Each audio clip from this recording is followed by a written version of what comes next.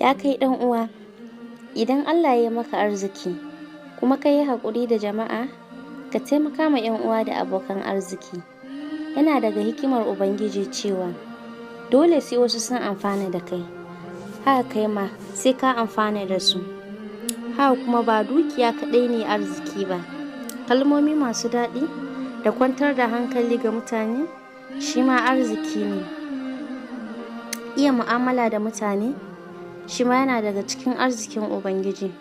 Ya Ubangiji Allah, ka ƙara mana juriya da hikima ga 'yan uwa, jama'a ga baki ɗaya. Amin. Wassalamu alaikum. Sunana Maryam daga AC Islamic TV. Ramadan Mubarak.